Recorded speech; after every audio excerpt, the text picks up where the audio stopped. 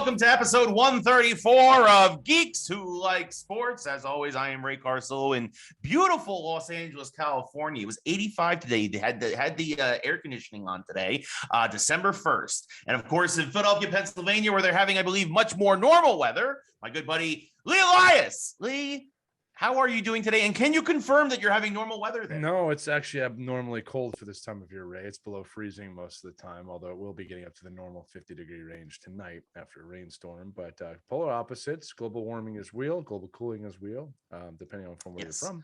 Climate change. Climate change is something we should probably look at, but not an issue large enough that we need to panic, in my opinion. Controversy right off the bat. There we go. Yeah, because I'm always in full boat. Yeah, I had to put the air conditioning on today in my apartment because it was so warm. That's crazy. On December 1st. Yeah, it was 80. I went for a walk and I started sweating because it was like I said, it was 85. And so there you go. But we're not here to talk about science and all that other stuff, unless of course it's Michael Strahan going into space. We talked about that last week. The Giants. We'll get into actually the Giants later on. Of course, it's been a interesting week for New York versus Philly. We've got, of course, also as we're speaking, I might be a bigger Giants fan than you, Ray. I'm just saying. I called this week. I called it, and all I was hearing from you all game was negative stuff. I was like, I don't know, man. Well, that's normal for me. I'm not absolutely normal. Giants I'm still gonna rip you for it. I'm gonna take a new approach this week and rip you instead of being nice all the time. All right. Well, we'll have some fun then. We'll get there. We're gonna hit all the four major sports. A lot of stuff in baseball, a little basketball, a little hockey sprinkled in there. A good geek week. Not much on the video game front as we're cruising into next week's Game Awards. Expecting a lot of announcements coming out of that. But that's why things are quiet on the gaming front. But we got a lot of stuff with Marvel. We got some Ghostbusters. We got some Mass Effect TV show stuff we're going to talk about very briefly there. But we're kicking things off, speaking of Marvel, with Hawkeye. First two episodes dropped over Thanksgiving weekend. Dropped on Wednesday, rolling right into obviously the 4-day weekend, which, by the way, I hope everybody had a happy Thanksgiving. You need to put that out there into the universe. Lee, did you have a good Thanksgiving? Sure. Yeah. I saw my brother and his wife and my two nieces and my mom and dad were over. First time in over a year. Also, 1-year anniversary of me having COVID. Alrighty then. Well, there you go. True. I had COVID a year ago. Yeah, I didn't realize. Some of you may remember my hits, which was like Geeks Who Like Sports, 52 episodes younger.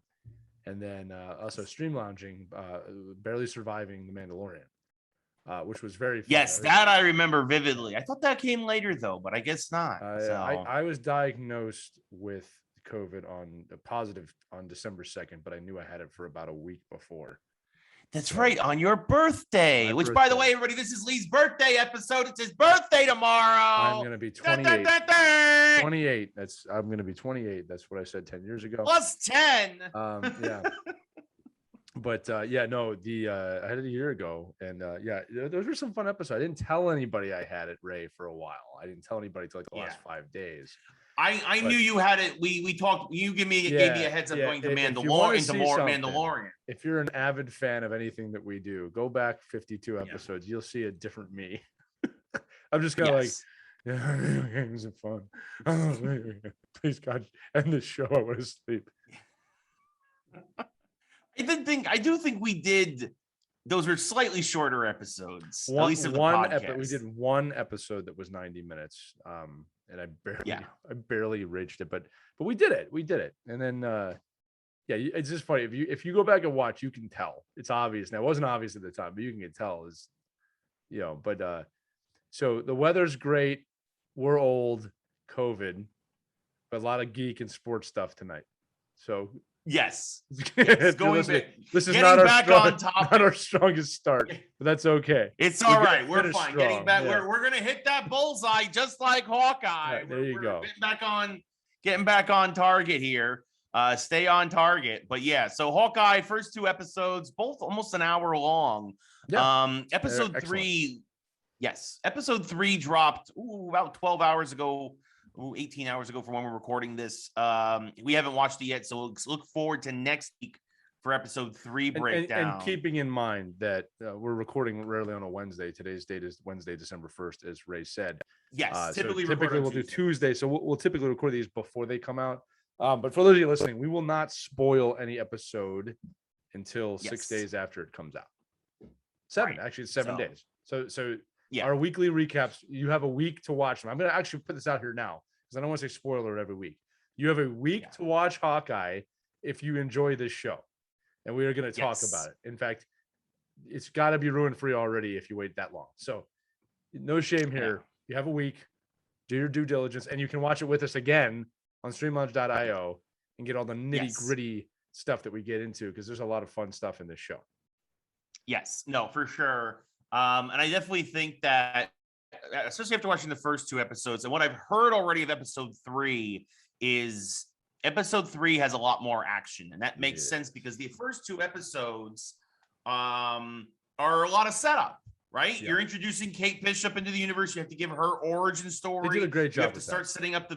Yes, they did. They did a fantastic job. Perfectly done. Tying her into the larger universe as a whole. If I may, right? Like immediately tying her. Like one of the things I appreciate about the show is like it starts, you know where you are. You're 2012 Manhattan. Nothing's happened. You know exactly what's about to happen. It happens, and it's a totally different perspective, literally and figuratively. It's just a really fun intro. So you're immediately connected to Kate Bishop in a way that I think they failed with in other shows. Right. Yes. Like you're just she was there kind of attitude. Right. And then it, obviously it fast forwards to the future, but it was a great intro. I mean, really, like, look, WandaVision didn't have a great intro. Much more lost. Falcon the Winter Soldier was a slow burn to start. It really was. Yep. Right. Yeah. Loki, again, kind of like what's going on here attitude. This one's like, no, you know this story, you know who Hawkeye is. Let's go. Like, I appreciated that. Well, and I think that's part of the reason why also they wanted to avoid that and get the first 2 episodes out at once, right? Is that basically it's a 6-episode series. Here's the first 2. Very video game-esque too. I want to say like it's very like the storytelling is very video game-esque of like, we're not going to treat you like you're stupid. You can understand the basis around these characters. You don't need to know everything about them. Yes. Let us get you into the story. Now play the game. Yeah. I'm guessing episode 3 is where we play the game. Yeah, I mean, because episode 2 leaves off on a cliffhanger, of course, which of course is the tracksuit mafia, which are taken directly from the comics. Directly. Also, yes, and also a big deal. I mean, again, we're getting ready to explore at the very end of episode 2, which we know she's getting her own series down the line, but at the end of episode 2, they reveal Echo. Yeah. For those of you who don't know, that woman at the very end of episode 2, that's Echo. That is who that is. That is Maya Lopez. She doesn't have her iconic hand face paint on at this particular moment, but you might get that later. But that's Echo. And they introduce her in a brilliant way where when the tracksuit mafia gets her, she's got her hand in front of a speaker because she's deaf, and she's feeling the vibrations, and that's how she's listening to the music, very Beethoven-esque. But really, really, really well done. So already 2 episodes in, you're thrown into a lot of characters. You also get the major, you get the ticking clock. Hawkeye has to figure out this mystery and solve this thing before Christmas so he can get home to his family. The series will be over before Christmas. Right. Yeah. So I wonder if they're going to tie that in with the timing. How much do you want to bet they went into like the Disney studios to pitch this? Like, I'm going to pitch Hawkeye, right? And then this is the pitch. Okay, guys, you got 10 seconds to pitch me Hawkeye. 10 seconds. All right, here we go. It's Last Action Hero, but with Hawkeye. And they're like, that sounds brilliant. That sounds brilliant. And that's exactly what this is. It's got to be home for Christmas. That's exactly. But listen, it's shot that way. This isn't. It's like a rom-com hidden inside of a Marvel show so far, and I love that because it really is it's a Christmas story. It's a got to get home for Christmas with Hawkeye. So I love that they're basing it around that, and again, like, look, that's what this show has that the other ones didn't. It's got a classic story type, and they're molding Hawkeye around it, and I love that. Yeah, and again, some really good actors and actresses in this, including the bad guy from Ace Ventura 2. Really? The uncle. The uncle's the bad guy from Ace Ventura 2. Oh, that's right. That's Is right. something wrong, That's Mr. right. Ventura? No, this is a lovely room of death. That's right. I completely had forgotten. I had completely forgotten about that. Chicago. Yeah. But it also needs to be mentioned. You mentioned the uncle, the character from the comics, Duquesne, and then Jack Duquesne, his son, who's marrying Kate Bishop's mom, is the swordsman. Right. For those who don't know, Jacques in the comics, he's Jacques Duquesne, but Jack Duquesne here in the show is the swordsman, a classic villain, critical villain to Hawkeye's history. In the comics, he's actually Hawkeye, the one who teaches Hawkeye swordsmanship. And he was one of the guys at the circus with him. I have a hot take already. Yes. And I can't tell if this one is too obvious and they're purposely making it that way, or I'm the one picking up on it. Okay. Are you ready? You ready for the hot take? Yes. I don't believe Jack is the bad guy. I think we're made to believe he's the bad guy. I actually think he will become an ally to Hawkeye, or potentially. All right? Because everything is pointing towards that's the bad guy. Yeah. Right. Yeah. Tracksuit Mafia. They all wear what color tracksuits? Red. Who else has worn red in every episode, in every scene, except for one in this show? The mom. That Kate who owns her own security firm. I think she's the head of the Tracksuit Mafia. I think they're trying to play us. The only time she doesn't wear red is in the first scene in the show where she's wearing white. Right. When her husband dies. And again, unless they're making that too obvious, which is possible. Marvel's done that. Like, they know people are smart. Right. But I think and especially this is also, to me, I think and again, I could be wrong. I mean, and maybe that is why Jack and her getting married, but like maybe they might both be on it. That's true. Yeah. I mean, that's the thing. Like, I don't think they're not going to do the swordsman. I think they're going to do him as a villain. Who's pawn? That's what we don't know. We could see that, and maybe the mom is innocent. Who knows, right? Like, I never really thought of that. I think that right. I think it's going to be the swordsman. There's also obviously the rumor that it's Kingpin. No, it's not Mephisto. Mephisto, Ray. It's red. It means Mephisto. I would love to see Kingpin, although I don't think we're going to see him until Spider-Man No Way Home. Possible. Again, we haven't seen episode 3, but it's a lot of folks, because of Echo. And for those who don't know in the comics, right? Echo is the adopted daughter of the Kingpin. So a lot of folks believe that at some point in this series, we will see the Kingpin. Yeah. And here's the thing is, I think they could tease it or even show him at the end as a cameo. I think they could also bring him in Spider-Man No Way Home. The other thing too is that Vincent D'Onofrio's if they let him go, what a loss if they don't pick him back up to be him. The guy's an amazing actor. Actually, everybody in Daredevil and Punisher. Again, we talked this. They'll never bring Punisher in because it's got to be rated R. But I actually have a hot take that Punisher will show up in Deadpool 3. I was just about to say, if he's going to show up anywhere, then he'd be Deadpool. Yeah, but and that would be just as funny if you had him and Cable and Deadpool. But my spider sense is tingling, and it's telling me that you got to look up for the mom. Something's going on there. I think it's fairly obvious too, but we'll see what happens. But like we'll see what happens to Duquesne too. Just too ominous, too obvious there. That one's too obvious, right? No, for sure. I mean, it is the obvious play, right? But I think you have to do that here too. And again, you mentioned this is a Christmas show, right? It is a bit more, I don't want to say basic, but it is a bit more White Vision traditional. Is going to come back now. No. I still have no idea where White Vision is going to land. I have no idea outside Doctor Strange right now. It's the only place I can think of. I was going to say possibly Doctor Strange 2 to get Wanda under control. That was just massive, though. Like, it was like a massive, like, oh, there he goes. Okay, we'll come back to that. Called by yours truly. Yeah. So. Yeah. Thank you for bringing that up again. Yes, it was. Yeah. I always keep for that. I'm so rarely right that when I get one, You are often right. You just don't. You gotta believe in yourself more. That's the trick. Anyway, yeah. Look, obviously, Kate Bishop finds the Ronin armor. That was really cool. Another cool way of bringing in. This.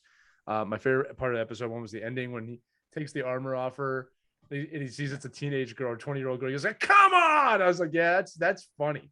That's exactly how I would react too." And then, episode 2 was just as fun as well, about just kind of moving around and the funny. Yeah, there's a whole thing where he has to go LARPing in, I think, Central Park or whatever, to get the Ronin armor back from a firefighter who found it. That was so good and so accurate. And the way he's the slow motion fight scenes of him just like, that's a shout out to the LARP community. How awesome and ridiculous you are at the same time. Yes, and it's all about too, and it's the other big thing, the underlying thread, the theme of the show, of course, is Hawkeye's identity crisis. Right, as a hero, formerly as Ronin. The fact that Kate constantly brings up his brand as an Avenger. It's hilarious. Right. It's Hawkeye trying to figure out who he is now, all while trying to get home for Christmas. So there is that underlying current there as well. What did you think of Rogers the musical, Ray? It was pretty cringy in my opinion. I actually thought, like, I liked the idea of it. I did. Yes. But I thought like if you're gonna do Broadway, do it. I was like this is not Broadway level here. Like you could have. Yeah. I felt like they could have done better with that. A lot of people say, "Oh, I loved it. I'm like, it could have been. I was really happy when Hawkeye turned off his hearing aid. When Hawkeye turned off his hearing aid, I was like, thank you so much. Yeah, because listen, Ray and I have been to Broadway many times, and that was not to the standard of Broadway. No. And I also love the why you wear a hearing aid. Some montage of Hawkeye just getting destroyed through the 22. All the explosions and everything. It was well done. It's a fun show. You leave the show feeling good. It's festive. I mean, it's a feel good type Marvel show, and so far I've enjoyed this more than the other three. And I really liked Loki a lot. So I really like Loki as well. I'm getting curious to see where this is going to go. But I think that this is off, like you said, it is off to a strong start. And I think that, like we've talked about this before too, in the shorter series, that you can really break down every 2 episodes almost into its own film. It felt like a film. Actually, like when the second one ended, this is how you know it was good, is when the second one ended, it was kind of like, oh man, I forgot like this was not going to keep going. Kind of like the movie Dune. It just kind of ends and you're like, no, but I know the rest of the story, and you just stopped at the halfway point, and now I have to wait 3 years to hear the rest of the story that I already know, that you're telling exactly the same way, but it's Dune, so I have to keep watching, that's Dune. Yeah. So there you go.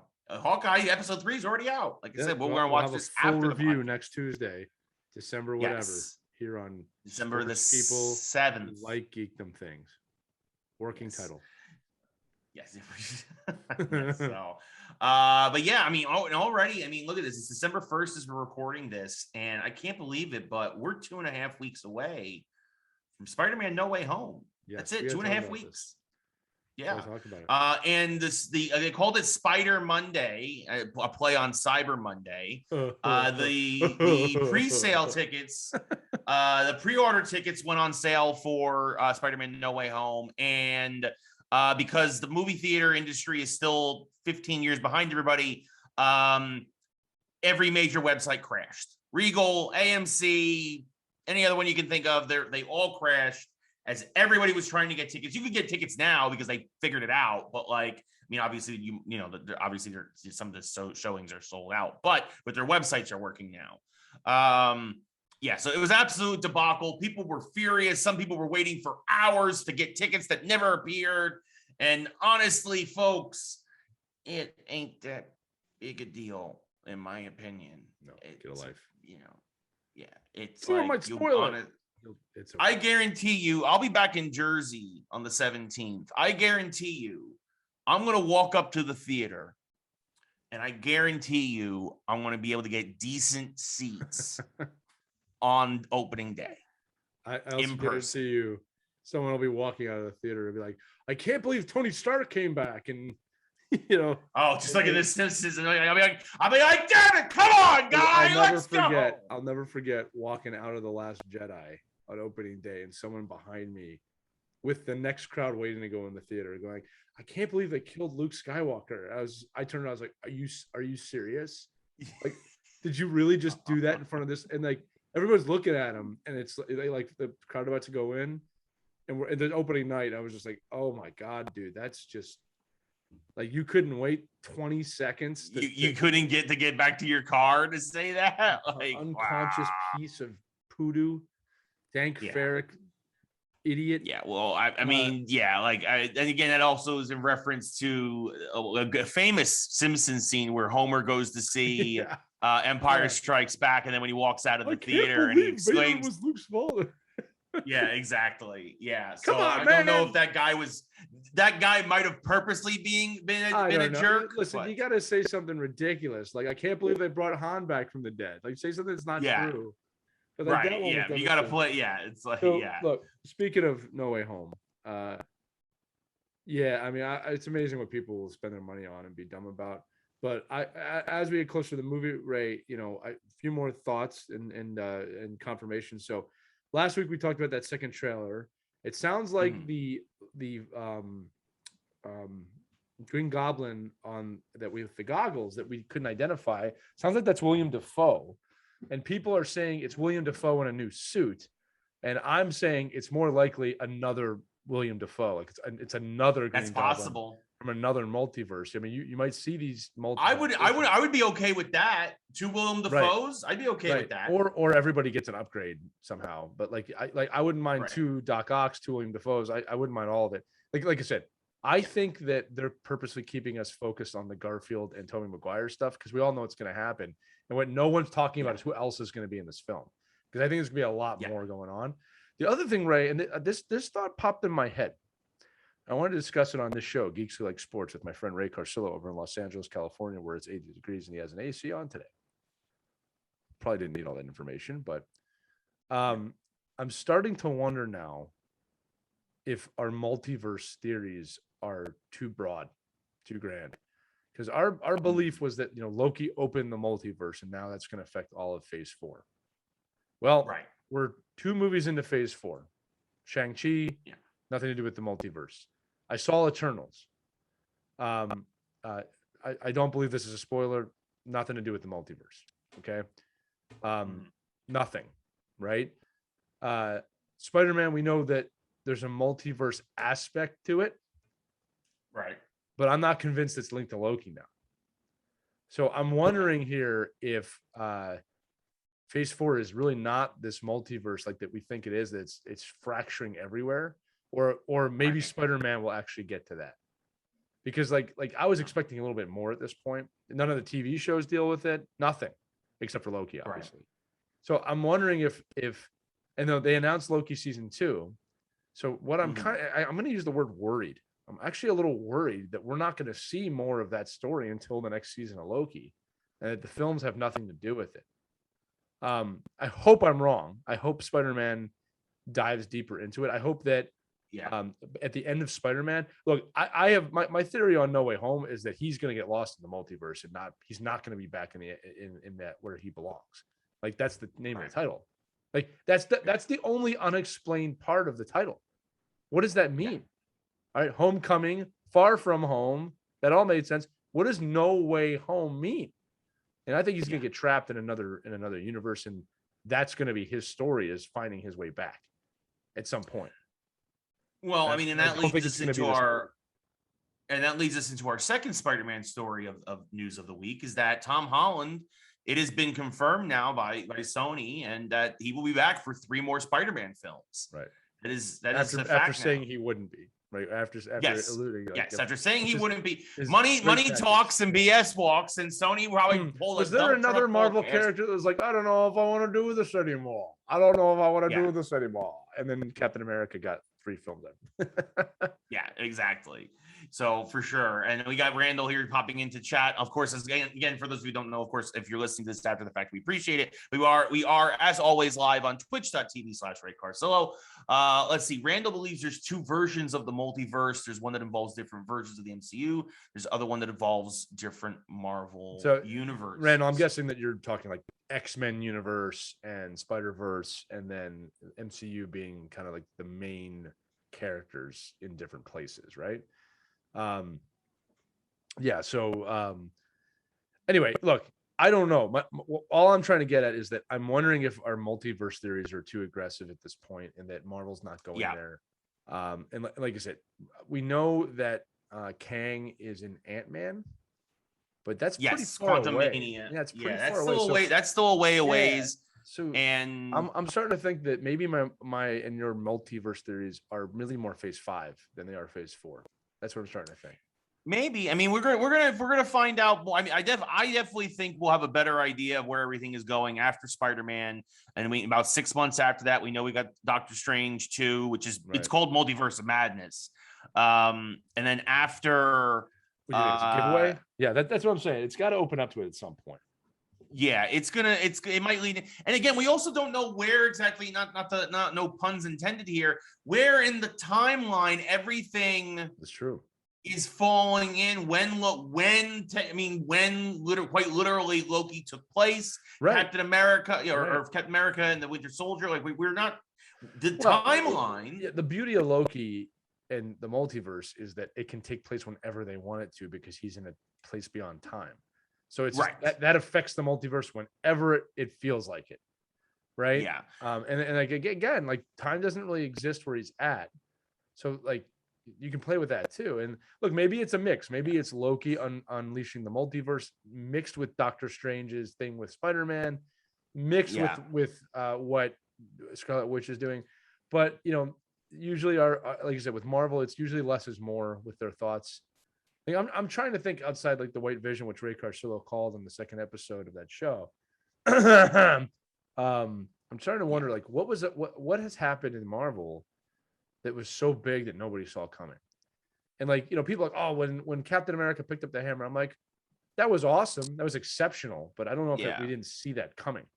Yeah, I mean, because they really did kind of foreshadow that in the previous Avengers film. Right. And I mean, that, and in a way, in a big way, I mean, the reason why you got the cheers the infamous cheers during the theater is it was well done, but it was fan service. It was well done fan service, but it was fan service. So I mean that's that. But yeah, I can't think of any really big surprises that I didn't really see coming in some form or another, right? Like even the snap, we all saw it coming. Yeah, we knew it was going to happen. Yeah, like you knew Thanos was good. As soon as they're like, we're doing 2, it's going to be a 2-parter. Like, oh, he's going to win. He's going to win the first film. Like, it'd be funny he's going to win. If then the second film was just them like, oh, well, what do we do now? They're all just eating shawarma and reminiscing. That's all. I'm going to reiterate this again. The gift of Infinity War, which I believe to be top 3 of the Marvel films, above Endgame. I put Infinity War well above Endgame. Endgame was, as you said, Ray, complete fan service in the best way. But in terms of film, Infinity War is a far better, superior film than Endgame. And I'll say that that snap, the real gift of the snap, was we got our Empire Strikes Back moment. And we had never experienced that prior to that. Never. Like we've heard about what that must feel like, but when that snap happened, even though we kind of knew it was going to happen, it was breathtaking. Yeah. No, it was a big deal. I mean, it was a big deal. You left the theater feeling something like, oh my God. Yeah. You didn't know. Yeah. The heroes were on the ropes. Yeah. Like, and that's like you said, that's not something that we really experienced because we haven't had. I mean, I don't. Yeah, we haven't really had anything like that in. I don't know. I never saw there was nothing like that. The Hunger Games or whatever, or things like that. I saw that. I saw Hunger Games. I've seen them all, and none of them leave you on that kind of cliffhanger. Those films are good. The first Hunger Games is a very good film. I remember my heart beating at parts of it. Like I was like, wow, I'm surprised how I'm reacting to this. but there's no cliffhanger Yep. at the end like that. There's no the bad guy won. Like the film literally ends on Thanos smiling in his garden. Yeah. You know, he won. Yeah. He won, right? And what's funny is that it's so devastating. This I find this funny. There was such a devastating ending that people were just completely like, yeah, time travel, space travel, impossible things. I'll believe it for this moment. Like there's no way they could have pulled that off if it wasn't that devastating. Right? Yeah. It's like can you imagine going back to 2008 and being like, yeah, that's Iron Man. He's pretty awesome. Yo, in 12 years, he's going to fight interdimensional beings with people from all over the galaxy and this and that. Like the masterful approach to building your belief system into this, even to something like Loki succeeding, it's amazing to me. And like you said, you'll suspend all belief to watch the good guys win. Yeah. Right. Yeah. Oh yeah. Captain Marvel just miraculously shows up in the middle of nowhere. Oh, that's awesome. Yeah. That's why I don't put Endgame up so high, because it is a little ridiculous. You can start to stretch some things out for sure. Randall says he likes Endgame more than Infinity War. Andrew says he feels the Marvel films are overrated overall. Oh, that's your opinion, Andrew. And Randall asks now, what's the best Marvel film of 2021? Are the TV shows better than the films? I think the TV shows are better than the films this year. Yeah, Randall asks if the shows are better than the films. I've only seen Shang-Chi. I have not seen Eternals yet. Don't worry, Eternals won't make your list. Shang-Chi is really good. It's solid. But I really well. Here's the thing. This is the problem. To me, it's not top tier. It's not top tier. Well, if you talk about 2021, this is the problem I have with that. It's like I love Loki, but I know Loki. Right. We have lots and lots of Loki. Shang-Chi made me care about Shang-Chi in his first film, and I in the current MC. See, Captain Marvel didn't do that for me. Like I didn't really care about Carol Danvers after I saw that film. Right. That's fair. But I like Shang-Chi. Like I'm rooting for Shang-Chi. You know what I mean? So yeah, I mean, I didn't mind. I mean, I'm not saying it was bad, but like I would still put Falcon in. I would put Falcon and Winter Soldier ahead of Shang-Chi. Yeah, I personally enjoyed that more. I enjoyed that too, but I really loved Shang-Chi. I thought that was just really well done. And again, I'm going to say this again, man. Like to have a non-established character come in that way and have it be that good of a film. It was a good standalone film. I mean, like, and this for sure. Thing, like again, my rating scale might be just slightly different than yours on this, and that's okay. It's unfair to say this, but it's like when I look at Falcon and the Winter Soldier, that's a story built off that you already know these guys. You know what I mean? And like you're continuing their story. Like I think what they did with Shang-Chi was far, far harder to do. And I think they did it really well while leaving a mystery and introduction at the end of the film to the larger MCU. Not many films have accomplished that. If you really think about it, not many of the Marvel films have accomplished this ending where it's like, hey, what is the origin of the rings? And that's going to be important. And then they're completely accepted into the future of the MCU. In a way, it's like that, like you guys are going to be big parts of the story moving forward. I just thought that was, from a filmmaking standpoint, the storytelling standpoint, amazing. I love Falcon and the Winter Soldier. I love Loki, and I put Loki and Falcon and the Winter Soldier ahead of Shang-Chi. I think WandaVision is on the bottom of the list. I think and I think that I'm obviously got to wait and pass final judgment on Hawkeye, but very much enjoying where it's going. So that's fair too. I am really enjoying Hawkeye so far. Yeah. So yeah, no, for sure. Let's see. Another Easter egg of the week. Didn't notice this until I saw a meme about it. Sometimes memes are very educational, Red. Okay. You ready for this one? Sometimes. I think this is one you're going to like. Okay. So, and actually I'll give Andrew and chat credit for reminding me of this. So he said the line that was Doctor Strange, where he says, I went to 13 billion universes, we lose. One we win, I believe it was 13 million, but that's okay. And they were in one for the one they won. No way they saw that coming. He's being sarcastic. Here's the Easter egg. When you remember the scene where Thanos arrives on Titan and Doctor Strange is sitting there with a hand on his knee, playing with a rock, and he goes, yeah, you're much more of a Thanos. Right? Yeah. Remember that scene, right? When he arrived. Yeah. Okay. Sitting down with one arm on his leg, playing with rock. he had already seen the future at that point. Right? Right. Fast forward to Thanos waiting for the Avengers in Endgame. He's sitting down with one hand on his leg, playing with a rock. So Doctor Strange was totally mocking him in that scene. Right. I find that amazing. No, it is a fun little. It is a fun little Easter egg. That is I think I've seen that as well. It is a fun minor little Easter egg. But yeah, Doctor Strange. I mean, that's the thing. Doctor Strange is arguably. I mean, and we actually saw this in What If. I'll also put What If above Shang-Chi. Yeah, we can't forget What If. We can't forget What If. The last episode of that was awesome. It was amazing. Yeah, they really like Shang-Chi. Right? I'm not gonna lie. It's okay if we don't agree. I really liked it. I really think that was a better. No, that's fine. That's perfectly fine that you put it that high. For me, it was okay. It was solid. Right? It wasn't spectacular. Slow burn. And I'm not upset that I saw it, but it's a slow burn. Yeah, I might get to that at some point, maybe this weekend. I'll see. Yeah, look, I'll be honest with you. If you need to save the money, save the money. I don't want to rip it, but it's a slow burn, and you don't get much out of it. As I told Ray, this is spoiler free. It is a setup film in the sense of like we're introducing you to a lot of things so you can understand this later on. You can totally tell, and I have a feeling that film might be received better 5-6 movies from now. Oh, for sure. Yeah. Sometimes later movies can enhance current ones, for sure. And most definitely. It again, without giving anything away, it confirms some larger canon from the comics involving the MCU that we know. Mm-hmm. I don't think I gave anything away with that, but it's overall, it's not like if I told you the Easter eggs, you'd be like, oh. All right. All right. I will see it sooner rather than later for sure. Randall mentions, of course, also Marvel Zombies is getting its own series. Randall, you gotta watch the old episodes, man.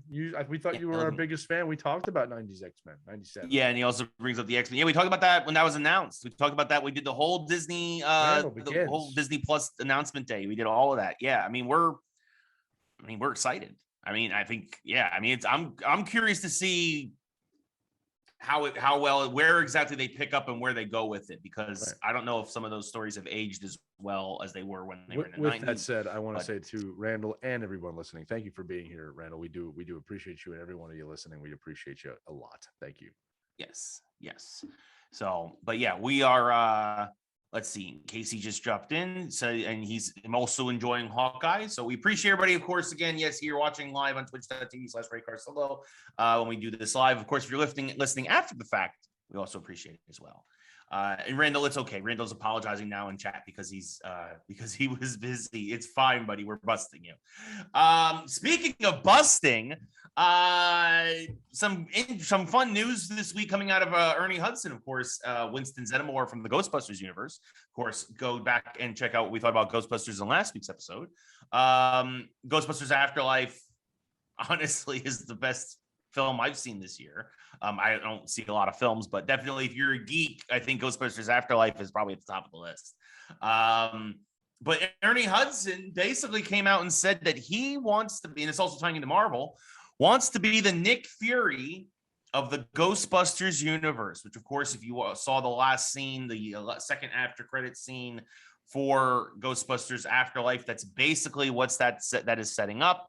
He buys the firehouse back. He brings back the Ecto-1 from Oklahoma. And, Ernie Hudson, the most successful of all the Ghostbusters, as a businessman. And now they're insinuating, he's going to bankroll this and he's going to bring it back. And I am super excited at the idea of more Ghostbusters, because I am a Ghostbusters hardcore fanatic, and I am super pumped at this idea. I think it's great. I think Ernie Hudson as Nick Fury for Ghostbusters is fantastic. I think I can't wait to see where it goes from here. I hope it continues. It's had a tremendous box office. I think it's already over $100 million, which, considering the times we live in, that's a very good number nowadays. Easily made its money back and then some. I'm all for it. This was great news. This was great news for Ghostbusters fans, in my opinion. If there's a steady paycheck in it, I'll believe anything he says. Yes. No, it's exciting. Ernie Hudson's is awesome. Yeah. Randall brings up a good point. What if we had a grown-up Oscar the baby from Ghostbusters 2? Actually, that'd be a great casting. Jason Sudeikis. Look at Randall there with the fantasy casting. I like that idea. Unbelievable to have Jason Sudeikis in that. But look, it's going to be again. It was phenomenal. The film was phenomenal. The ending was phenomenal. The opening it up. I've said this last week, and I'll say it again. Should they choose not to do any more movies, I'll be fine with that. Should they choose to do more, I'll be fine with that. Yeah, we have our trilogy. It is a trilogy now. It has been the original story, the original loop has been closed. Man. There's only 3 films we recognize on this podcast. I agree with you. Again, nothing against the 2016 film. Again, our big issue with it, or at least mine for sure, all you had to do was do a passing of the torch and it would have been fine. Right. It's it. Just pass the torch like this film does. How hard was that? Yeah. So Randall said Jason Reitman has another little Easter egg here. Found out last week. Mm-hmm. Ivan Reitman, not Jason. Ivan Reitman, the original director. Oh, I remember. I did hear this. Yes, he had a cameo in the film. He was the body of a character that returned. I think there are people here that haven't seen it, so I'm kind of doing the spoiler free. But he does the body of the first character you see in the film. That's Ivan Reitman. So, well, I've already kind of spoiled a real big thing at the ending. I think Casey's in this room. Casey's my friend. I can't spoil it for him. So Randall says Jason Reitman signed a deal with Sony, which means he'll be making more Sony movies. Well, hopefully that means more Ghostbusters. I mean, we've already spoiled it on the podcast. Casey, if you're still in here, let us know. I mean, if you haven't seen Ghostbusters yet, what are you doing here? So Caitlin would like me to bring up Caitlin in chat. Caitlin in chat. I'm gonna quickly get us out of this. Caitlin in chat says, Lee, are you ignoring the thing we said Monday that made you stop and scream mid-sentence? Yeah. So, Ray, I was driving to work. I was driving to the new office. We have a new office now. Yeah. Driving down the main road and make a right turn. I look up, Ray, and I see this glimmer in the sun, this little flash, like something reflecting. And I look to my left, Ray. Do you know what I saw? What? I'll give you a little clue. It was a exotic cars dealership kind of place, like older cars. I looked to my left. Did you see an Ecto one? I saw the DeLorean, the other great car from the 80s. Oh, it's not Kit or the Ecto one. And I turned. Caleb was in the car with me, and I'm not gonna. I didn't know explanation. I was like, ah, like I made a sound like that with no explanation. And Caitlin stops and goes, oh my God, is everything okay? I was like, oh my God, there it is. And she's like, what? There's what? I said, there's a freaking DeLorean. And she's like, oh. I just completely had I was in mid-sentence and I stopped. And, This is like, that's a DeLorean right there. I saw a DeLorean. I was excited. There you go. Ray doesn't care, guys, but I cared. Yeah, I mean, there's a lot. I'm in California. There's a lot of DeLoreans out here still. Yes. There's not in Havertown. That's what I'm saying. Yeah. So, all right, let's move on. There you go. All right. Moving on. Last Geek story, minor thing. But we talked last week about the Halo TV show coming. It's now been confirmed that there's a Mass Effect TV show coming. As video games, of course, and video game media, because Hollywood is out of original ideas, they're now mining from other mediums. And so Mass Effect will get a TV show. We're also expecting a new Mass Effect game at some point, a new announcement. So this is a big deal for Mass Effect fans. Obviously, when EA remastered the Mass Effect trilogy, it was a huge boon for them. Maybe Rockstar can learn something from them about actually remastering games.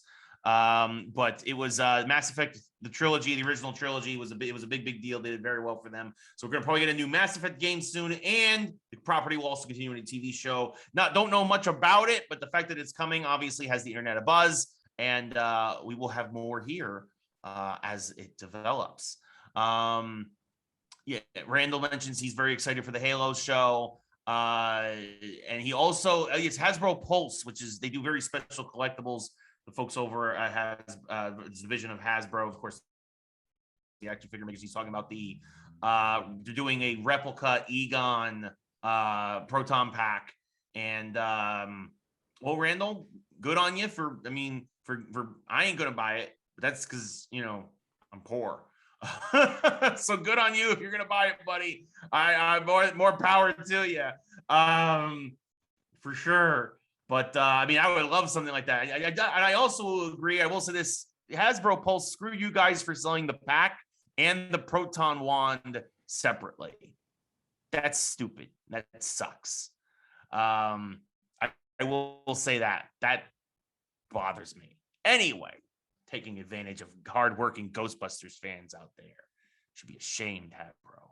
Go fix Transformers or something, you morons. Yeah. So that does it for the Geek section of the show. Yeah, it's a pretty good one. Not a bad one. A little shorter. A little on the short Randall. side. What? Randall, stop by memorabilia. Sorry, Ray, you were saying. Yeah, however, hey, Randall wants to spend his Randall, money. That is how he memorabilia. can spend his money. That is not Tip. our place to say. Randall, honestly, if I tip. had the money, I would buy it too, but I know I don't, so Ray, I'm not. Ray would not, but I would. I'm the Ernie Hudson of this relationship. And I buy the proton packs, Ray, and you can have whatever one you want. No, it's okay.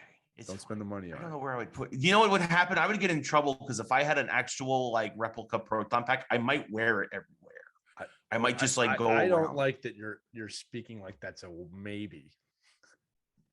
Yeah, I would probably wear it. Space. I am the watcher.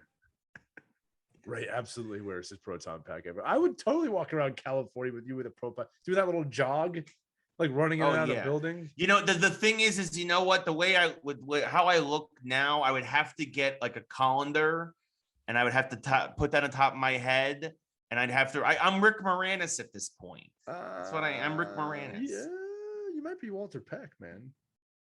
No, your mother. No, Randall says, I want to cosplay as a stormtrooper and a Ghostbuster. Randall, you want a really original cosplay that no one's done before, that's so obvious. And I'm curious to your response to this. I want you to clear your mind too. Don't be judgy on this one. Here's a cosplay no one's done that needs to be done. At least I've never seen it. All right. The Stay Puft Marshmallow Man as a Ghostbuster. Yeah, it's a good one. I will tell you, this is a mild spoiler, Casey. I will give you a heads up on this, but when the Ghostbusters show up in the film, who's the happiest to see them?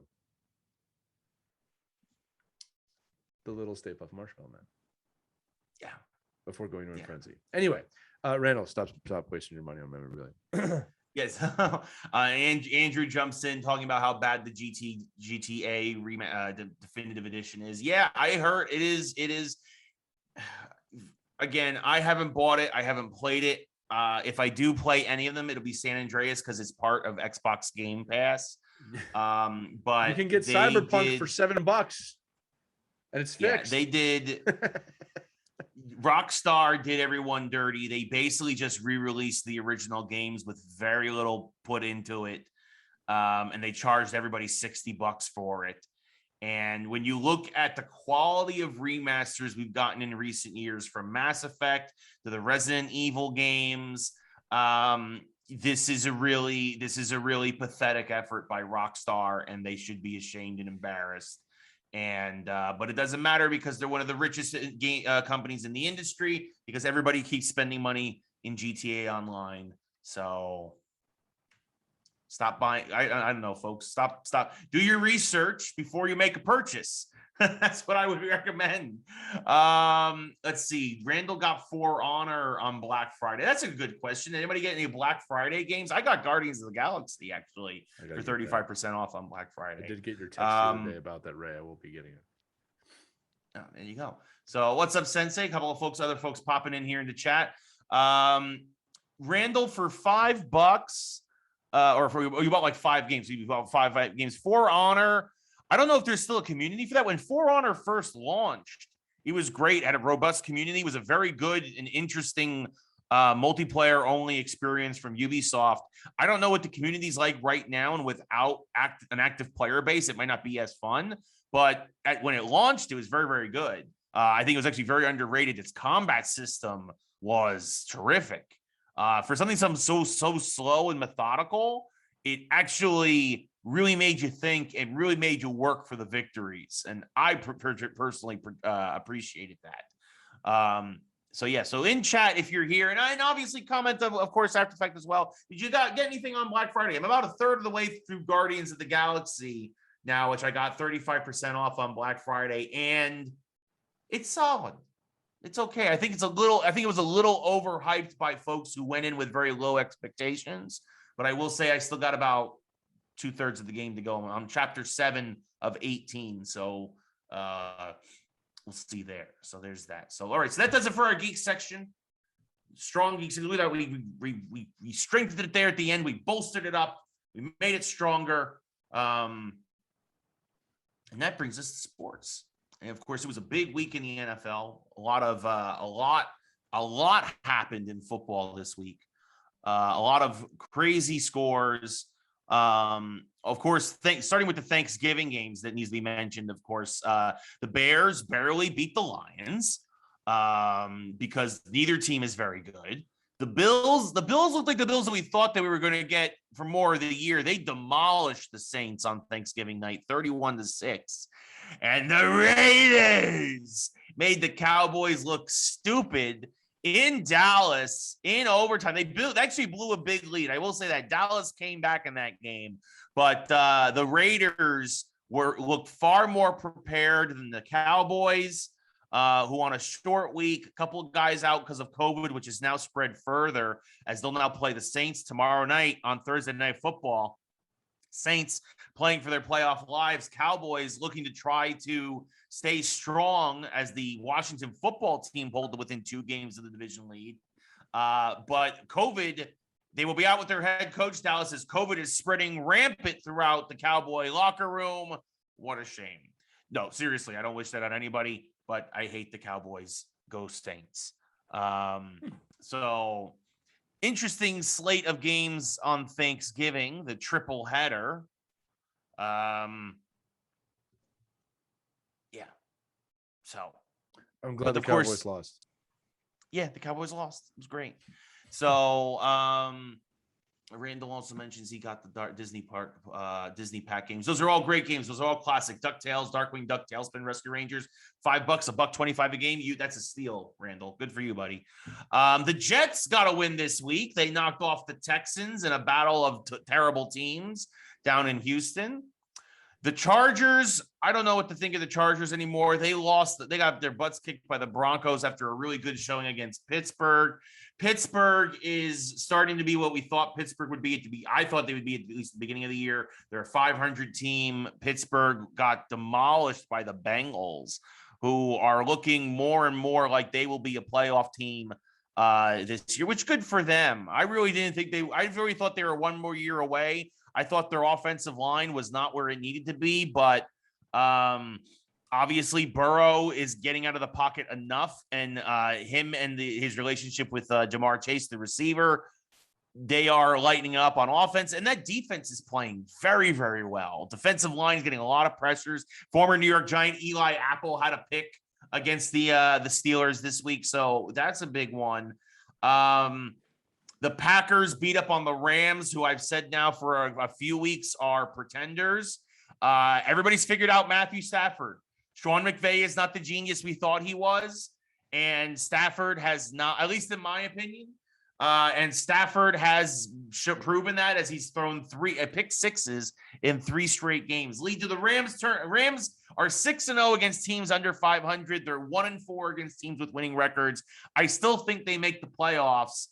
But correct me if I'm wrong, I think they're a one and done. They're out in the wild card round, depending on who they play. That's so hard because you just have to play that one good game and you start believing. Right. Look, this is what I'd say. You ready for a scenario here, Ray? Sure. If they make the playoffs and have one or less wins against above 500 teams, Yeah. they will go out in the first round. Yeah. If they go in, no, let me rephrase that. If they go out with 0 or 1 wins against above 500 wins, they win the first round. If they win 2 to 4 more games, they go out the first round. This is a really weird scenario, right? Mm-hmm. Whereas you have to have that belief. Okay, this is something I know a lot about, actually, which is funny. All right, if you go in having not won a game or winning 1 game, you know you can do it. Now, you might be thinking, well, if you haven't won a game, how do you know? Because you had nothing else to lose. So you have nothing else to lose, or you win that 1 game, you know it's possible. But when you win 2, 3, 4, you start to like, oh, we can win. We can win. We know we can win. That desperation's just not there, and you get rolled by a team that wants it more. So football is an amazing sport with the playoffs. Of if they show up and they're hitting stride at the right time, Ray, I can't say they're going to be one and done. And we've seen this across football and all other sports. You know, you got to be playing your best football when the time is right. So you can limp into the playoffs. Giants did this many times. You can limp into the playoffs and just click, and that's it. But you got to make it. All right. And like I said, you don't earn the right to do that if you don't make the playoffs. Again, it sounds kind of obvious, but I mean that. Like, no, look, if you have a bad regular season, you don't make the playoffs. People go, man, if we just had a chance, you did not earn that chance. That's what the regular season is for, to earn the chance to compete in the playoffs in America. Right? Obviously, in other countries, that's not how in other countries, the regular season championship is the most important thing, right? With other sports. But here in America, we don't do anything like anybody else, and that's the way it's done. So no, I can't. I'm sorry, I can't say that I think they're one and done, because you just never know. And McVay is a football genius, all right? And it's just not happening for him right now. I think he might have just lost his locker room a little bit, but we'll see. I think he goes to another team. He's going to be great. And that's fair. If someone doesn't hire him, the NFL's crazy. He's too good. I think the NFL's crazy anyway. So, yeah. So it's going to be interesting to see what happens. A couple other big games. The Carson Wentz continues to be his own worst enemy. The Bucs win 38-31, but you can draw a direct line to the Wentz turnovers that allowed the Colts were handling the Bucs pretty easily, and then you can draw a direct line to a couple of bad Carson Wentz turnovers.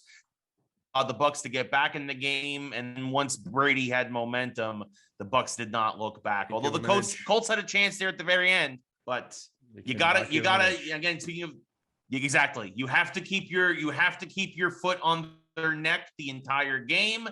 And a bad pick, a bad fumble, and then suddenly the Bucs win by 7. And the Bucs, that's a big win for them because the Colts are a good team. They were rolling. Colts, I think, had won 5 of 6, and the Bucs, after a couple of rough losses, bounce back and prove why they are obviously still the defending champs. Unless Brady's having a bad night, and I mean a bad night. I don't even mean a mediocre. Which he's had a couple this year. If he's had a bad night, you got a chance to win the game.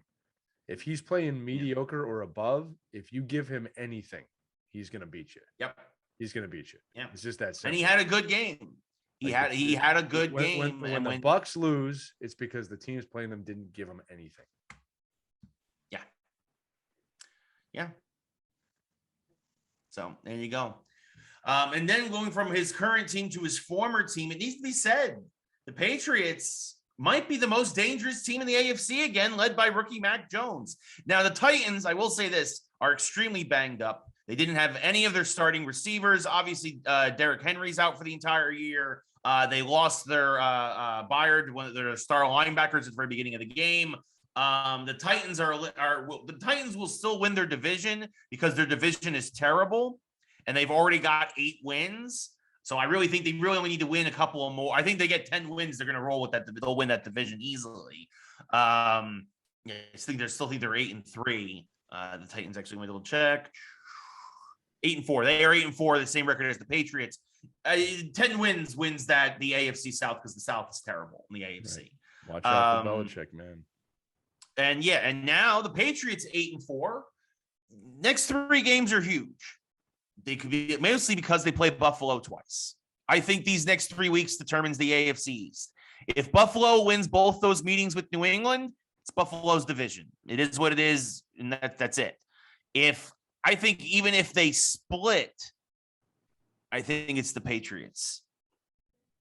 I think that's it. I think it comes out the next 3 weeks. And also the Patriots have also a very tough game against the Colts in between those two Buffalo games. But I think that the Patriots, their defense is playing phenomenally. And Mac Jones looks, he's excelling in the Belichick system. Yeah. He's the guy. Yeah. Yeah. And look, Belichick is the X factor here. But I'll tell you what, it's nice to talk about the division and have more than one team at the top. Yes, I mean, because the Bills are good. The Bills are 7-4. Patriots are 8-4. I think that is correct. I think, actually, it might be the Patriots are 8-4. I think the Bills are 7-4. Anyway, it's going to be interesting to see what happens in the next 3 weeks. Again, I believe those two matchups, Bills versus Patriots, that will decide the division. If the Bills win their next 3 games. And and I think the Bills win the division again. Two of those 3 against the Patriots. You'll have all the tiebreakers, and you'll immediately put yourself some distance between. You'll put 2 games between against your against your rival. So, but if they split, I think the Patriots will pull away. Again, the Bills have been very inconsistent this year. They looked great on Thanksgiving. This is a team that also lost 9-6 to the Jaguars, which in a trap game, obviously. Like, it's all part of the plan. Yeah.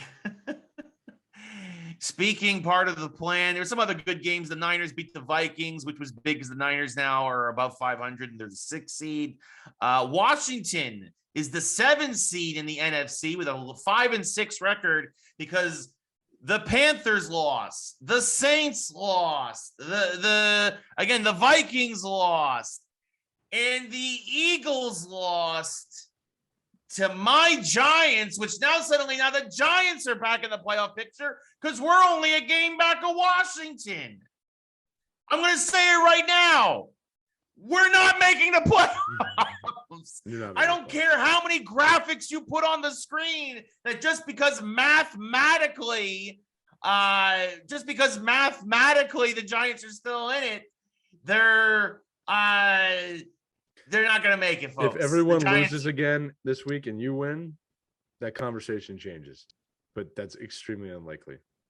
The Giants have to go down to Miami to play a Dolphins team that is starting to click and is starting to look like the team we expected them to coming into the season. I believe they've won 3 in a row now as they beat up on the Panthers. Again, even if you win that game, if you win and everyone else loses, if Washington loses, the Eagles lose, which I don't think is possible. We play the Jets this week, so if we lose, that's going to be devastating. But so I'm saying if you get a lot of help this week and win your game, the conversation's a little different at that point.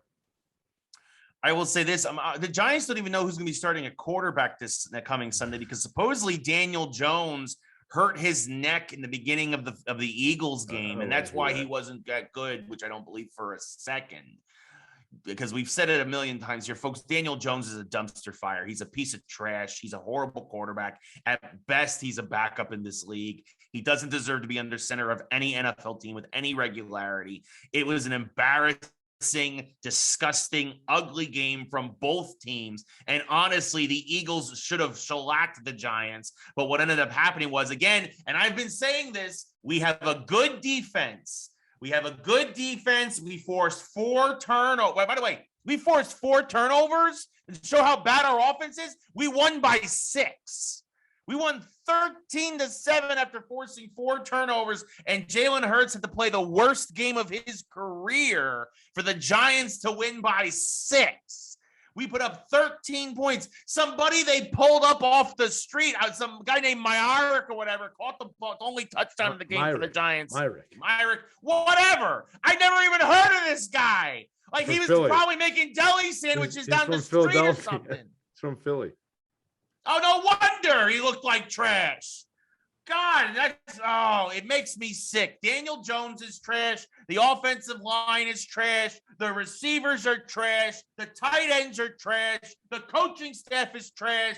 The Giants are done, and it's disgusting and embarrassing that the Eagles actually lost to them. I love that you're trying to steal my fire by having a Ray rant when you won. Hey, those are nice glasses. What team is that, by the way? These are the Rangers. We'll get to them in a minute. Yeah. I'm going to say it, Ray. You hate your team so much that you love them. Or maybe it's the other way around. Yeah, look. I hate Daniel Jones. Eagles had a rough one in the sense of I hate it when a game comes down to one play, but Jalen Hurts actually threw two on the nose passes right to Ray Gordon, and he just could not catch the ball for whatever reason. We could have won that game pretty easily. It was entertaining in the sense of it. Both teams were so bad that it was close. But as I said, and I'm going to take credit for this because I said this last week on the episode. When these two NFC East teams meet, you just don't know what's going to happen. You just don't know. At any time, any team could be. And that's exactly what happened. And it's funny, Ray and I were talking before the game, and I said, look, man, if your defense is on and we're not clicking, you can win that game. And you did. So, again, it makes a lot of things interesting. I obviously wish the Eagles had won because it probably would put us in a wild card spot. But you'd be the 7th seed if you had right. won, We yes. still have an extremely favorable schedule. Yes. I'm not ready to mail it in here yet. You got the Jets, and then you got nothing but the Redskins, the Giants, the Cowboys, and I think the Washington football team, the Giants again, Cowboys again, I believe Washington again. So we played Jets, Washington. I think it's Giants, Cowboys, Washington, or something like that. I mean, those games against Washington could decide the 7th seed. Well, that's my point. So Eagles aren't out of it. They got to learn from this. I'm with you, Ray. I don't think the Giants are good enough to get too far. But look, that's the season, and we'll see what happens. But yeah, look, NFC East matchups, you just don't know. You don't know who's going to win those games. Yeah, no, it's true. It is true. But I can tell you this: it's usually not going to be the Giants. Usually. And one of the big problems, one interesting story came out this week is obviously Russell Wilson wants out of Seattle. Seattle lost by 2 to Washington in a close game. Actually, Washington dominated most of that game. Seattle made a couple plays there at the end, and they were a 2-point conversion away from tying it. Russell Wilson, though, wants out. He's got 1 more year left on his contract. A lot of folks have been saying the Giants should trade for Russell Wilson. And I tell all those people, you're all a bunch of morons. The Giants, if you want Russell Wilson, wait for him 1 more year for him to be a free agent. I would do that. I would sign him in free agency. He just turned 34. I would sign him for a 2 or 3 year contract while you're waiting for a better quarterback class and for somebody to learn behind him. Because I will say this, the Giants have 11 draft picks next year. And if they trade any of them for Russell Wilson, I will drive back from LA to the Meadowlands complex, and I will personally throw John Mara into the trash can that he knocked over a few weeks ago. Because let me tell you something, the Giants can literally turn the franchise around this year with 1 good draft, even with crappy Daniel Jones still under center for 1 more year. Rebuild the offensive line. Get a new running back later in the draft because Saquon Barkley is officially a bust now. Get yourself a good pass rusher that you should have got last year instead of that moron Tony, that stupid receiver with pick number 20. And bolster the defense a little bit more, add some depth. Get 4 offensive linemen because that's what you need. And then maybe in the 5th or 6th round, get a quarterback and see what you can get. I heard this guy Tom Brady got picked real late in the draft. So you never know because it isn't a great draft for quarterbacks. But I will say this, the Giants right now, if the season ended today, have 5 of the first 75 draft picks in this year's draft. 4 of them should be on offensive linemen. And the other one, a pass rusher. It's that simple. I agree. I agree. I think if you get Russell Wilson right now, he's just going to get hurt. That's what I think. That's because there's no line to protect him. He'll be running for his life. At least maybe he won't trip at the 8-yard line when he's running from Ghosts or whatever. Actually, so that's the other old New York quarterback. Oh, God. I can't freaking. swear, if the Giants trade, I'm gonna flip. If the Giants trade any of their draft picks. Well, I mean, we're all hoping for that now. Anyway, Randall asks who we think. We mentioned the Bucks obviously a little while ago. Randall, who we think is gonna make the Super Bowl. Honestly, I will say this. It's been tons of parity in the NFL this year. You don't know who's going to win more so than any other year in recent memory. You don't know who's going to win any given Sunday. There's been a lot of upsets this year. But if I had to pick right now, I mean, I'm still going to say Buffalo. I'm going to say Buffalo and Arizona. That's what I'm going to say right now. I still think the Bills are going to turn it around, and I think the Bills are going to win the division and are going to win the AFC. That's my thoughts right now. Bills and Cardinals in the least watched Super Bowl ever. Lee? Football. It is a game of 100 yards. One team must cross that distance in order to score a touchdown and get to eventual pigskin glory. We'll keep watching. You're still thinking about an answer, aren't you? And you're buying for time. No, I'm not. I don't care who wins that division because I just don't care. I would like the Eagles to win the NFC East. The Bills should win the division, Ray. I'm not buying for time. All right, they should win. Yeah, but you never know what Belichick's going to do. That's the truth. Well, yeah, I mean, okay. So there you go. Football. So there you go. All right, moving from football. Now to this is Lee's favorite sport, baseball. It has been an interesting week for officially now the CBA is up, folks, and as of right now there will be no baseball next year. Ray, but for those of you watching, this is my brain on hockey. It's smooth, fits, it looks good. This is me on baseball, Ray. It's broken.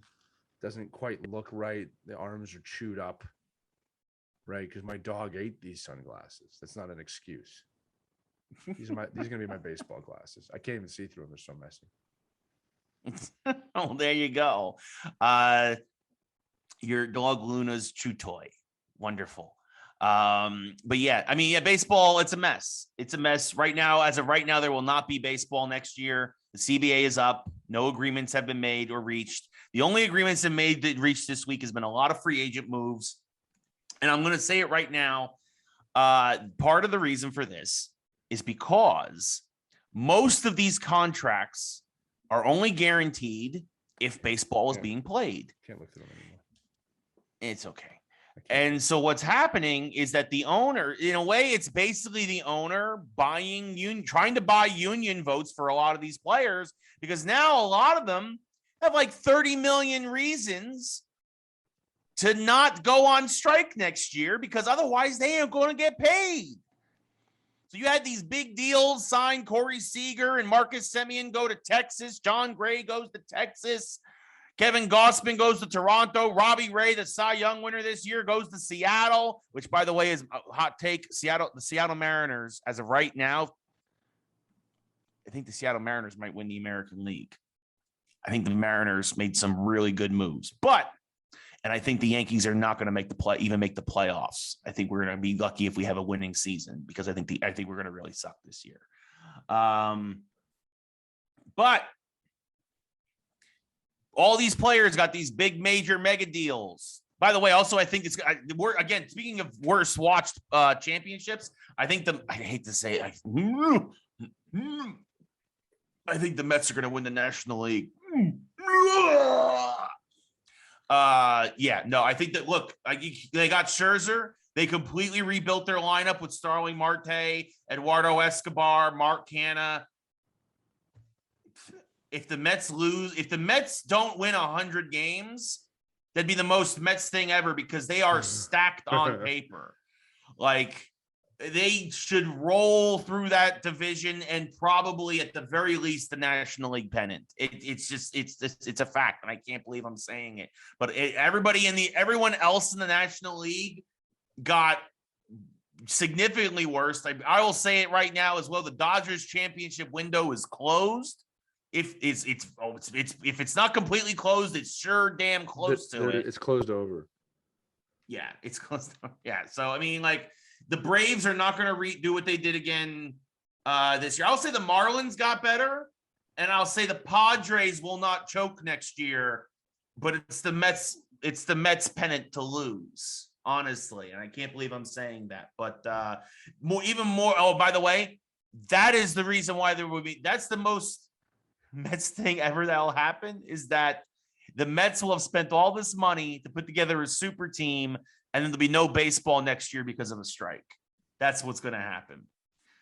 So, Lee, do you have any thoughts on the last 72 hours of baseball? No, I think it sucks that these guys get paid that much, and the top hockey stars get a tenth of it.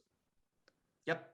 I think I think that's fair. I think it's fair. I mean, part of it is obviously baseball is played in front of larger crowds. So there is, course, the financial sense behind it, I get, but I just don't like it. Yeah. Part of it is one of the other things is that one of the things that is being potentially added to the CBA is they will make the DH universal, and they will expand to a NFL style 14-team playoff format, which I do think would be good for baseball. Yeah, I think it'd be good for a lot of smaller market teams like the Marlins, like the Royals, not Tigers on a small market, but the A's, teams that typically, the A's, to maybe make the playoffs a bit more often. So I do hope that if they do reach an agreement, that is part of it. Randall asks when the XFL is returning, supposedly in the spring, but we'll see what happens, Randall. And then the other big thing in the baseball business, this will allow us to transition to hockey, is that the Red Sox ownership group that also owns like soccer teams and all this other stuff, because it's what all these things do. They just bought the Pittsburgh Penguins. We're about to, or it's about to go. It's about to go through. I think they did. It is the Fenway official, Group right? bought the Penguins. Yeah. Why? Well, I think you're looking at it wrong. I think people go Fenway, it's Boston. Why do they do it? The Fenway Group is a business, and they have another pro sports team. Now, from a business standpoint, I think this is a stupid deal. And I'll tell you why. Yeah. Mario Lemieux, I think, bought that team for $100 million, and it's worth what, 800 million now, something like that. Yeah. It's a great time to sell. If you're buying, all I see is an aging Sidney Crosby and aging Evgeny Malkin, and not a lot of prospects for the future. So I don't know what he sold. Speaking of closed championship windows. Yeah. Right. Yeah. So Lemieux made a ton of cash on this. Brilliant acquisition. He did a great job. He's leaving, and Boston's Fenway Sports Group thinks they're going to keep this team moving. Well, you better get really lucky in the draft, because Sidney Crosby's do not come around that often. And I think Lemieux's making a great idea getting out while he can. I really do. Speaking of hockey, Ray, you want to hear crazy stat of the day? Yes, please. Okay. Top goal scorers since 2005, 2006. So that's the year that Crosby and Ovechkin entered the league. Right. So I imagine Ovechkin, then Crosby. With total hits. Okay. This is incredible with hits, like checking, right? Right. Yeah. Like, so this is combined goals plus hits. No, it's not a combined number. Just follow me here, right? So I'll give each stat. Goals. So number 5 on the list, goals. This is done by the number of goals. Just follow me here. So top goal scorers since 05-06. Number 5 is Evgeny Malkin. Okay. 424 goals, 576 hits. Number 4, this is going to surprise some people, is Eric Stahl. Shouldn't be a surprise, but it will. Eric Stahl has 430 goals, 897 hits, respectable. Yeah. Right? That's a few hundred more than Malkin. Number 3 on the list, Steven Stamkos, which is impressive because he came in the league after that year. Yeah, and he's been hurt a lot too. Yeah, 450 goals, 929 hits. Impressive, right? Right? Yeah. Next one, Sidney Crosby, 488 goals, 897 hits, same as Stahl. Respectable. So very respectable. Yeah. Okay. So again, I'm going to reiterate these goal totals: 424, 430, 450, 488. That's 5 through 2. Yeah. Number 1, and we all know who it is. Number 1, Alex Ovechkin. Yes. Again, Crosby had 488 goals. Right. Alex Ovechkin, 749 goals. Are you ready for this next number? How many hits do you think he has? So again, everyone's averaging between 570 to 900. How many hits do you think Ovechkin has? I mean, I'd say well over 1,000. What do you think? I'll say 1,100. I'll say 1,100. So Alex Ovechkin, 749 goals, which is, by the way, amazing by all-time NHL standards. Yeah, and he's having another amazing year, unbelievable year. He is having one of his best years ever right now. I think he's having his best goal year ever right now. Yeah. All right, like in terms of pacing, 749 goals, 3,160 hits in his career. Wow. So he's not just scoring more than everybody else. He's hurting more people than anybody else. He's one of the most physical players in the league. It is unfortunate to me that I know people love Alex Ovechkin, but he still does not get the credit he deserves. And it's because he's not a Canadian or American. And it's not like a Russian bias or anything like that. It's just natural. He's not from this side of the country or the world. I think it's all. I think it's unbelievable. It's also because in part he plays in Washington, which maybe traditionally I'm going to say it again. I think he is, in my opinion, he is already the greatest goal scorer in terms of being able to score goals. I'm not talking numbers yet, of all time. Gretzky was unbelievable too. I've never seen someone score like this guy. Yeah. Right. Because it's never happened. In fact, it's almost that will. Nobody has ever seen anybody score like this guy. Yeah. So the only guy that's doing it at a shocking level that reminds me of this is Connor McDavid. That's it. Yes. Yeah. 3,000 plus hits. It's going. Guy loves to hit as much as he loves his physicality never gets talked about enough. He's always been a physical player. I never realized 3,000 hits. 3,000 hits. Like, and again, we're talking 2,000 more than everybody else, minute at least. Yeah, that's incredible. Yeah. He's always been physical. I mean, he would have been a great player even if he never scored. You know what I mean? So yeah. So I want to share that. That is a terrific stat. Welcome. I only bring terrific hockey stats. That's what I do. No, I appreciate it. Couple of guys who will not be able to add to their career goal totals because they won't be on the ice is Brad Marchand for a terrible. I forget what it's called, but it's a terrible trip basically against Vancouver. He will lead to it's almost like a judo throw, really, more than a trip. I forget the technical term for it.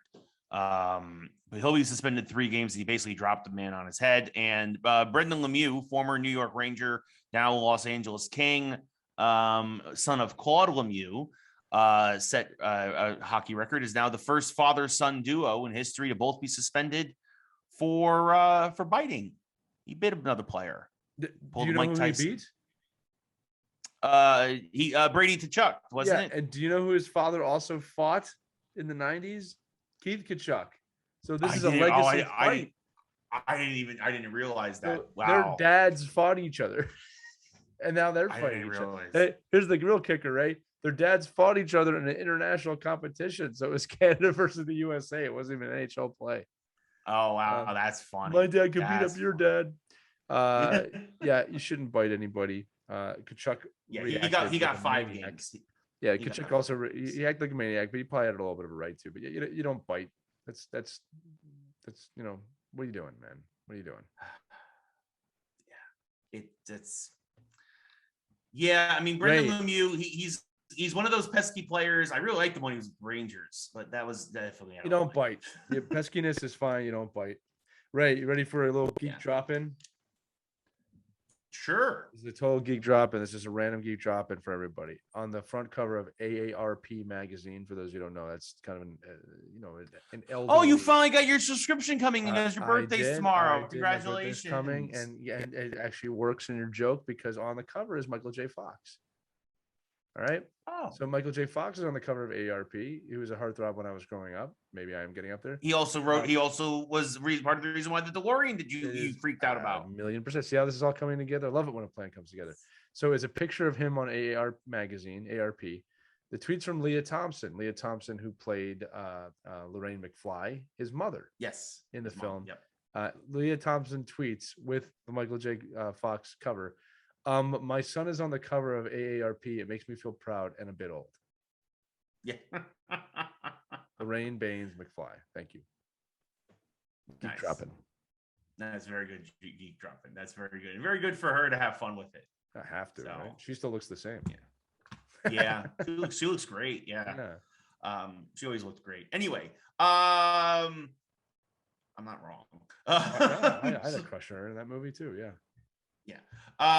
Last thing for hockey, just because since a theme is also New York beating Philadelphia this week. Need to mention that my Rangers beat the Flyers tonight 4-1. Very happy about that. So you should be happy. The Rangers. It was. They actually. I will say this. I do want to take one look at one stat. But yeah, the Rangers kind of dominated play for the most part. I will say that the Flyers did get a fair amount of shots. The Rangers really clamped down in the third and kind of really played a more defensive game. Shesterkin 33 saves on 34 shots. Carter Hart. Yeah, Carter Hart 24 saves on 27 shots. Also an empty net goal there at the end by Panarin, which is why it was 4-1. But the Rangers, they made some line changes. Dryden Hunt got moved up to the number 1 line for the first time in his career. And it's really helped the Ranger forecheck on that top line. And he's been feeding Panarin and Zibanejad, and they've been starting to pick up play. And the Rangers, and again, credit to Gerard Gallant, because typically when Ranger coaches change the lines up, it's always for the worst. You seem to pull the right trigger here, and the Ranger offense is starting to click. Shesterkin continues to play absolutely phenomenally. And the Rangers are now 10 games over 500, 14-4-3. And the Flyers are really struggling. I believe they've lost, correct me if I'm wrong, 7 in a row. Something like that. Yeah, they're not doing too well. Heavily. They're severely injured. I give the team credit for not using that as an excuse, but they're severely injured right now. We're having some issues. But look, man, we had a great start to the season. That's not to be lost, and it's a long hockey season. And fans panic and go nuts at things like this. And I'm just like, yeah, look, man, it kind of is what it is, guys. Even the Phantoms, our AHL team, is hurt. So it's just we're just very light right now. Watch your back when we get better. We're only at the quarter. Yeah, we're only at the quarter-way mark of the NHL season. You guys are only a game under 500. You're 8-9-4. There's a lot of time left for you to make up the ground. But this was a good win tonight for the Rangers, which I have at this point, knock on wood, a lot more faith in than the Giants. I will say, as you should. Yeah. Moving now to the NBA, the Knicks lost last night to Brooklyn. The Knicks, I'm also starting to jump on the Knicks bandwagon and maybe starting to panic. The Knicks are they've been hovering around 500 now for a while. They can't seem to get any really string wins together. A rough one. Lee, I believe your 76ers though are still rolling along fine. We lost the Celtics tonight, but again, it will be there at the end. I think the Knicks will still make the playoffs. But I think we may not be as strong a team as I thought we were coming into the year. Kemba Walker, the big story there, is been benched indefinitely because of his struggles. So that's a bad development there. But the other big stories out of the NBA is that courtside fans continue to be trash. I'm sorry, folks. It is what it is. I don't know if you heard, but of course the Lakers went to the Indiana to play the Pacers, and a couple of fans there in the front row. Because I will say basketball is very interesting because unlike any other sport, right? In baseball, there's obviously there's a fence before the stands and the netting if you're right there behind home plate. Football, everything elevated and pulled back. Hockey, obviously everything behind the glass. But in basketball, you are right there, right on top of the players, and they can hear you when you say something. And the couple, and this has been confirmed by everyone involved, basically yelled to LeBron, "We hope your son dies in a car accident." Real classy, Indiana. So obviously LeBron basically wasn't going to even tolerate that for a second and used his power, pulled the referee over, and the referee made the call to have those people escorted from the building. They will not be permanently banned or anything of that nature, but they lost their courtside seats for the night after basically acting like morons. I want to use a worse word, but we're not swearing here on the show. So, yeah. Lee, what are your? I'm honestly perfectly fine with LeBron doing this because like those fans to me were completely out of line, and like, why would you try to get in LeBron's face? The fans were wrong. They didn't put up a fight when they had to leave. And you could see it. Like they knew they did something wrong. They were still kind of jerks on the way out. Yeah, but you knew they knew. Like I should have said that. They crossed the line. Yeah, there's trash talk, and then there's crossing a line. Right, people giving LeBron a lot of crap for doing that. I'll tell you right now, if someone wished one of my kids dead, I'd do the same thing. Yeah. In fact, a bigger man would ignore that. A bigger man would ignore that. No, he doesn't have to ignore that. He shouldn't. Yeah. The truth is, he should not have to deal with that. He is there for your entertainment. Yeah, he's a world-class athlete. I'm not saying he deserves you to compliment him, but he does not deserve that. It's ridiculous, guys. It's ridiculous. Too much. And I get he's a visiting player. And look, you can yell at you suck. You're terrible. Oh, what are you doing? There's trash talk, and then there's wishing death on someone's family. Fans. By the way, fans, when you tell a great player that he sucks, you're just helping him. I hope you know that. Yeah. I always got motivated when people heckled me in college and when I was playing. I loved it. it. You think these guys? You think LeBron James, you're a fan saying you suck? And he goes, maybe I do. Like, if you're gonna throw an insult at a player, man, be knowledgeable, right? Yeah. Or be funny. Hey, Space Jam sucked. Yes. Yeah. Right? That would be a good hurt. That would be a good heckle. Wishing ill will on a man's family. The hell is wrong with you? You've crossed. It's a game. What is wrong with you? Yeah. I'm trying to get him off the game. You don't affect the game, fans. You don't. Yeah. All fans do when they get disrespectful is hurt the game. There's never been a case of anything or a fan has helped the game in that type of series from what's his name in Chicago, Steve whatever. I forgot his name already. The guy that caught the ball. There's no fan interference. It's good. Yeah. And then what happened with Ron Artest? None of it's good. You don't contribute to the game. You sit there, you enjoy the game, you participate by cheering, obviously, or you can jeer. Nothing wrong with that. All right, I mean that. We boo our own teams here in Philadelphia all the time, but you don't threaten a man's family. That's just wrong. And I'm actually kind of glad LeBron brought that to the forefront. Like he should not have to take that. He's right. Yeah. No, I completely agree. This goes back to again in very recent history, people throwing water bottles on the court and at players and storming the court, and like you said, historically. People throwing stuff and throwing punches and people in the stands and stuff. It's unbelievable. It's check out Malice in the Palace on Netflix. Great documentary, by the way. It is a great documentary. Yeah, for sure. And actually, it's also great. You guys all know I'm a big Bert Kreischer fan. He actually had Meta World Peace on his podcast recently, and that was a great interview. Yeah, they talk about Malice in the Palace, and he really goes Meta goes really in depth with all that. And it's actually really fascinating. He's like a sociopath, man. He's a weird guy on our test. Meta World Peace.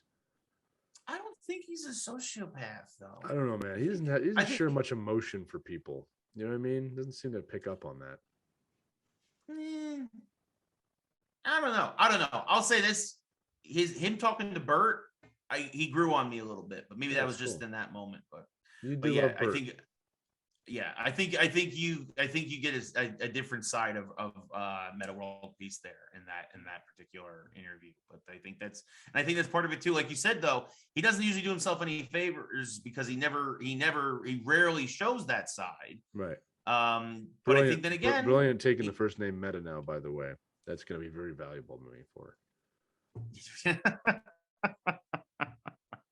Yeah, but isn't it like doesn't he spell it METTA? So it doesn't work. Attention to that, Mr. World Peace. So anyway, but yeah, so interesting. But yes, again, shame on the fans who cursed out LeBron. Again, wish death on his family. Yeah, classy. Yeah, and also I'm going to say it just because of this. They're the ones who gave LeBron COVID. LeBron has COVID now. LeBron has a breakthrough case of COVID. Obviously the biggest star in the game. He's still the biggest star in sports, in my opinion. Yeah, I don't think. Maybe Tom Brady's bigger than him. That's about it. Yeah, I mean, I think there's definitely nobody bigger in baseball, and I don't think there's anybody bigger in hockey. So, I mean, I think those are the top two. Better athletes, but right. But in terms of their reach, their influence, yes. LeBron has gotten COVID. He's in COVID protocols now for the NBA. Sounds like he's fine. Sounds like he's asymptomatic, but because he did test positive, obviously has to go through all this. And he said he's fully vaxxed, which is why he's asymptomatic. And good on him. It's a shame he'll miss a little bit of time for this, but they're playing it safe. It's what needs to be done. Different leagues have different protocols, and it sounds like he was a true breakthrough. Doesn't sound like anybody around him has it or got it. So it's unfortunate, but this is the world we live in, and it's better to be safe than sorry. And so he'll get a few days off to rest and blow his nose, and he'll watch the Lakers from home. See, so you can watch Space Jam 2 now. He could be the one person to watch Space Jam 2. Yeah, man. So that was an interesting thing. And again, I mean, look, COVID's still around, folks. It's the Islanders had to cancel some games, the Senators had to cancel some games in hockey. Obviously the whole debacle still with Aaron Rodgers in the NFL that's kind of now it's final fumes.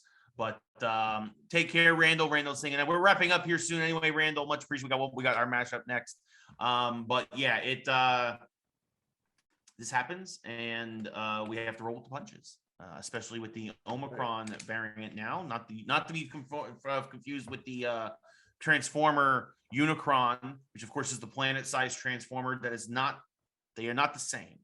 Omicron and Unicron, not the same. No. All right. Stop slandering the Transformers. That's all I wanted to say about that. Let's roll out. Here we go. That brings us now to our mashup. Yes. That brings us to our mashup now. We talked about, obviously, the Red Sox group, the Fenway group buying the Penguins. Our mashup this week is a fun one. What sports ownership group would you like to see buy a Geek franchise? Lee? Another good one for you, as always, my friend. What are your thoughts? This is a tough one. You go video games, you go comics, you go MCU, you go DCU. Yeah. I would like the Mets to own the DCU, but not Batman, because they couldn't possibly screw that up any more than it already is. It's the DCU is the Mets of comic book films. Yeah, there you go. It's a shame Randall left. I would even love that one. See, you had a look on your face like, where are we going with this? And then I said it, and you're like, no, that is correct. Yeah, you hit the nail on the head. Right. You can do one. I'll keep going. I am thinking. I'm trying to think of like a real winner, right? Real winning group. And as much as I hate to say it, but Robert Kraft, obviously, of the Patriots, has really turn that franchise around. And so I'm trying to think like probably like that would probably have to like he's too beloved, but I don't know. It'd be like Mario. No, this is you got to pick an Italian soccer team for that one, like Barcelona. No, I don't know. Spain, like, but it still works. I was gonna say that's Spain. Yeah. So like Juventus, maybe then that's one of the biggest. That's the biggest Italian team. Like, I was thinking you got to go home on that. I mean, even though what's his name's playing in a movie. By the way, it was confirmed that he's not going to be doing the Mario accent. No, he's going to be. He's doing a special voice, but he is not doing. Yeah, but it's kind of proves my point. We don't know what this movie is going to be. We don't know what this movie. No, we don't. Here's the other thing too: is will this movie connect to Sonic? That's what no one's talking about. I'm starting to wonder about that. I don't think so, but we know it starts off in not the real world, but like he's not. That's not like place originally in the Mushroom Kingdom, because I know Sebastian Maniscalco, another great comedian, is playing Mario and Luigi's boss on a construction site. So what are you doing out here? What are you doing? You gotta get the plumbing supplies. It's basically that is hard to very mimic good. him. If you're not It's familiar with hilarious. Sebastian Maniscalco, Lee just did a terrific impersonation. Get off of the him. property. You coming out to the property? How do I do this? It's easy. Oh God! If you mixed Ray Carcillo with 10% Donald Trump, you got him with a little Kramer. That's who it is. That's very Sebastian good. Maniscalco. That's Ray with a tiny bit of Trump. That New York Trump, the New York side of Trump, right? With what I just said. That's him. Yeah. And like again, tell me, watch this. You want to see two impressions of the same person? Yes. Ready? Watch this. Ready? I'm gonna make him an offer he can't refuse. Two impressions at the same time. Yeah. Yeah. Right? I mean, Kramer. Giddy up. It's just number one. Pick bread. You don't see that? Hey, it's just this. I like him. But he's easily impressionable. He is. No, that's a very good point. I never really thought about that. Yeah, it's very good. That's very, very good. Yeah, thank you, Ray. I should take this as a compliment from you that you said that. Yeah. No, it is. It's very good. Next time you come to the airport, I'm gonna next time you're here, I'm like, why didn't you take the fast lane? You took the jetway when you could have been walking. I don't like the technology today. Get off my property. So that's my Sebastian Maniscalco. All right. So we'll say Robert Kraft. What? Maybe Halo then? Robert Kraft owns Halo. Robert Kraft. No. I could see him taking Captain America, dude. You had a problem with my answer?